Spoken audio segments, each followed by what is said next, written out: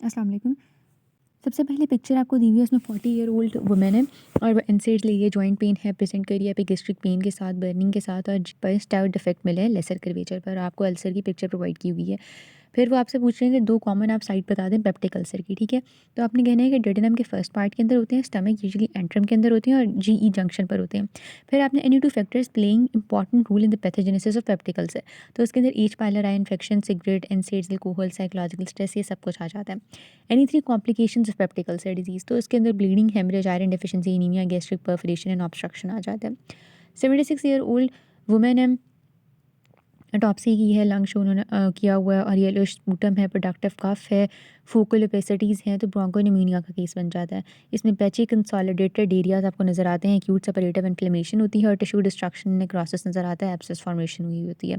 Spread of infection to the pleural cavity भी हो रहा होता है एज अ कॉम्प्लिकेशन, और इसके अलावा इंट्रा प्लूरल फाइब्रोसेपरेटिव रिएक्शन जिसे एम्पाइमा कहते हैं वो हो सकता है, बैक्टीरियल डिसेमिनेशन हो सकती है बाकी जगहों पर। अब देखो ये जो पिक्चर है, यह किस चीज़ की पिक्चर लग रही है? हार्ट की, राइट। अब उन्होंने कहा है मोस्ट लाइकली पैथोलॉजी जो आपको नज़र आ रही है पिक्चर के अंदर, तो आपको रप्चर नज़र आ रहा है ऑफ नेक्रोटिक पेपिलरी मसल का, ठीक है। और ऑटोप्सी पर पता लगा है, ठीक है। पैन सिस्टोलिक मर्मर है, एमआई की हिस्ट्री है, okay. Sensitive and specific biomarkers MI damage, तो मोस्ट सेंसिटिव और स्पेसिफिक बायोमार्कर्स जो होते हैं कार्डिक स्पेसिफिक प्रोटीन, वो ट्रॉप टी और ट्रॉप आई होता है। एन्यूमरेट करने हैं 3 पोस्ट एमआई कॉम्प्लिकेशंस, तो उसके अंदर contractile dysfunction, arrhythmia, myocardial rupture, pericarditis, infarct, extension, infarct expansion और म्यूरल थ्रोम्बस, काफ़ी ज़्यादा लिखी हुई है। आफ्टर दैट उन्होंने पूछा हुआ है कि डायग्नोसिस क्या है। ये पिक्चर अब याद हो जाती है, बहुत बार आई हुई है, राइट।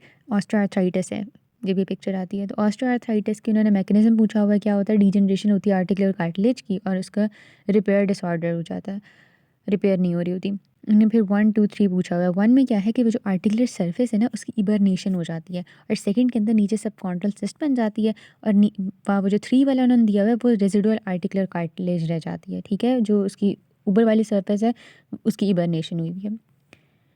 ये अगेन वही पिक्चर है। अब यहाँ पर देखो क्या है कि 4 फैक्टर्स जो कि कोलेस्ट्रॉल गॉल स्टोन्स बना रहे होते हैं वही आ जाता है ना, फीमेल, ओरल कॉन्ट्रासेप्टिव्स, फैटी जिसमें हाइपरलिपिडीमिया आ जाता है और एडवांस स्टेज है, 40 फीमेल फैटी ये वाला था ना इसमें, और हाइपरलिपिडेमिक सिंड्रोम है, inborn disorders of bile acid metabolism है। रिस्क फैक्टर्स जो कि पिगमेंटरी स्टोन के लिए होते हैं उसके अंदर क्रॉनिक हीमोलिटिक सिंड्रोम आता है, biliary infection, GI disorders, ileal disease से क्रॉन डिजीज, इलियल रिसेक्शन या bypass, cystic fibrosis with pancreatic insufficiency, ठीक है। सो बेसिकली क्या होता है कि हीमोलिटिक सिंड्रोम हो सकता है, तो उसकी वजह से पिगमेंट स्टोन बन सकते हैं, कोई जीआई डिसऑर्डर है, बिलियरी इन्फेक्शन है, इलियल डिजीज़ है, रिसेक्शन है, ये वाला सब कुछ, ठीक है। कॉम्प्लिकेशंस क्या होती हैं इन गॉल स्टोन्स की, तो उसके अंदर एम्पाइमा हो सकता है, गॉल ब्लैडर का perforation, fistula, cholangitis, biliary pancreatitis, obstructive jaundice हो सकता है। अच्छा जी, अब यहाँ पर वो आपको क्या बता रहे हैं, अब इसमें ना सबसे इंपॉर्टेंट चीज़ पता है क्या होती है, I learn this recently to use this trick, कि देखो ये उन्होंने बेस्ट लिखा हुआ है, ठीक है। तो जब आप कंफ्यूज हो रहे हैं तो आपने सबसे पहले टॉपिक देखना है। सो एनीवेज इधर तो नहीं है ऐसा सीन, उन्होंने बताया वह वुमेन है, लंप है और क्या डायग्नोसिस है, कार्सिनोमा ब्रेस्ट, सेफेस्ट आंसर। और ग्रॉस मॉर्फोलॉजी आपको क्या डिस्क्राइब करनी है आपको, ठीक है। हम कहेंगे चौकी एरियाज आपको नज़र आ रहे हैं और इलास्टिक स्ट्रोमा है, एक्सटेंड कर रहा है येलो एडिपोज टिश्यू के अंदर, इन्वेसिव लॉबुलर सीए है, मिडिलरी सीए है इन्वेसिव की टाइप, और टेबुलर कार्सिनोमा हो सकता है, मेसेनस पेपिलरी, माइक्रो पेपिलरी, ब्ला ब्ला ब्ला। नेक्स्ट के अंदर अगर चलें तो इसमें डायग्नोसिस आपसे पूछा हुआ है, 56 ईयर ओल्ड मेल है और ग्रॉस मेचूरिया के साथ हुआ है, तो हम कहेंगे कि ये पेपिलरी ट्रांजिशनल या यूरोथेलियल कार्सिनोमा है। पैथोलॉजिकल स्टेज अगर वो मस्कुलरिस प्रोप्रिया को इन्वेट कर रहा है तो वो PT2 है। Risk factors smoking, arylamines, naphthylamines, S haematobium, analgesics, exposure to cyclophosphamides. अच्छा आगे देखते हैं, इसमें फिर है 21 है, लोअर एब्डोमिनल पेन है, वॉमिटिंग है, dilated grape like structures, okay, और यूट्रस ठीक है, फीटस नहीं मिला, डायलेशन एंड केरेटेज की गई है और उसकी अपीयरेंस आपको दिखा दी गई है, तो वो कंप्लीट मोल है। बीटा HCG इसका हार्मोन होता है जिसको आप एनालाइज करते हो। माइक्रोस्कोपिक फाइंडिंग्स के अंदर आपको क्रॉनिक विलाई होंगे, एनलार्ज, डायलेटेड, एवेस्कुलर, स्कैपल्ड, सिस्टर्न्स वहाँ पर मौजूद होंगे, यहाँ पर एक्स्ट्रा वेलस ट्राफोब्लास्टिक प्रोलिफरेशंस मौजूद होंगी। उसके बाद ये अगेन एमजीटी का सिनेरियो है, इसमें उन्होंने कहा हुआ है कि आपका जो है ट्रांस यूरेथ्रल सेक्शन की है और आपको दिखाया हुआ है, ठीक है। Prostate was irregular, hard and enlarged. तो कार्सिनोमा ऑफ द प्रोस्टेट है, प्रोस्टेट स्पेसिफिक एंटीजन पीएसए करा लेते हैं और रेक्टोसिक माइक्रोस्कोपिक फाइंडिंग्स अगर देखें तो इसके अंदर हम कहते हैं कि क्लोजली पैक्ड स्मॉल ग्लैंड्स होते हैं, single layer cuboidal to low columnar epithelium होती है, मेलिग्नेंट सेल्स का large nuclei, prominent nucleoli, dense cytoplasm and perineural invasion इनका कॉमन होता है, ठीक है। अच्छा जी, अब यहाँ पर अगर देखें तो बच्चा है, सेरिबेलम है, तो हम क्या कहेंगे, इट इज़ मेडुलोब्लास्टोमा। इसका 4/4 ग्रेड होता है। माइक्रोस्कोपिक फीचर्स अगर देखें तो इसके स्मॉल सेल्स होते हैं, स्कैंटी साइटोप्लाज्म होता है, hyperchromatic and large nuclei होते हैं और फोसाई ऑफ नेक्रोसिस होते हैं। उसके बाद आपको क्या बताया हुआ है कि डायग्नोसिस आपसे पूछा हुआ है, अल्कलोसिस है ये, ठीक है। इसमें पीएच आपने देख लिया तो वो पीएच आपने देख लिया तो वो अल्कलोसिस की तरफ मूव हुई है, यस। और आपने फिर साथ ही साथ क्या देख लिया, पोटाशियम। वजह क्या है अल्कलोसिस की, वॉमिटिंग हो रही है। और सीरम क्लोराइड लेवल क्यों लो है, क्योंकि वॉमिटिंग्स के अंदर हाइड्रोक्लोरिक एसिड का लॉस हो रहा है। और कार्बन डाइऑक्साइड क्यों एलिवेटेड है, क्योंकि कंपेंसेटरी हाइपोवेंटिलेशन हो रही है और कार्बन डाइऑक्साइड की रिटेंशन हो रही है।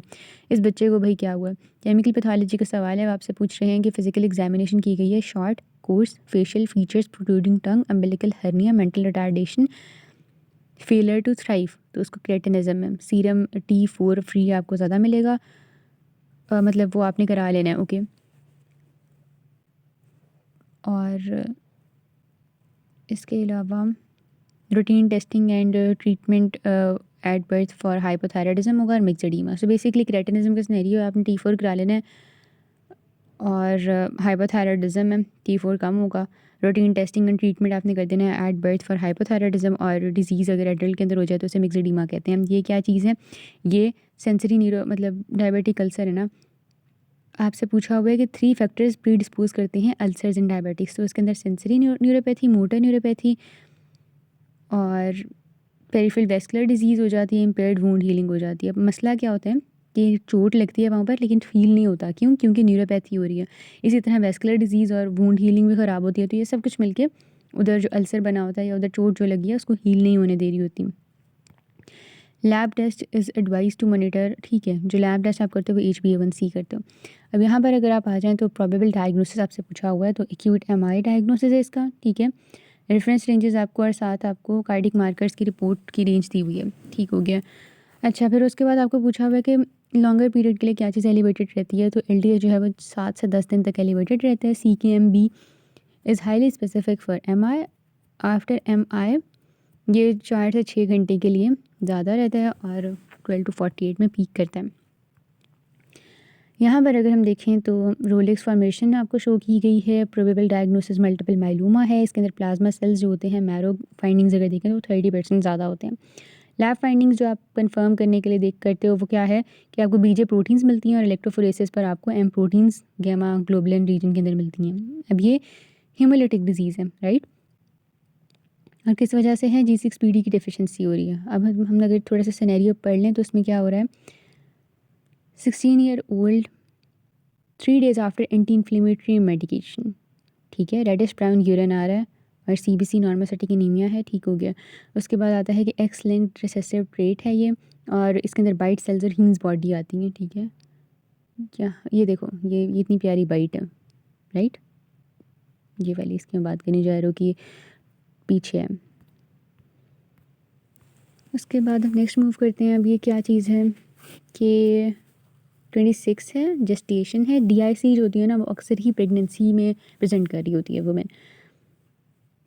डिलीवरी के लिए प्रिपेयर किया जा रहा है, लेकिन आपने देखा है कि ब्लड वहाँ से सीप आउट कर रहा है, तो D डाइमर्स FTP आप देखोगे वो इंक्रीज़ हुए होंगे। प्रोमिनेंट रेड सेल फ्रेगमेंटेशन आपको नज़र आएगी ब्लड फिल्म पर, और आपने PT, platelet count, APTT, thrombin time देख लेना है, ठीक है।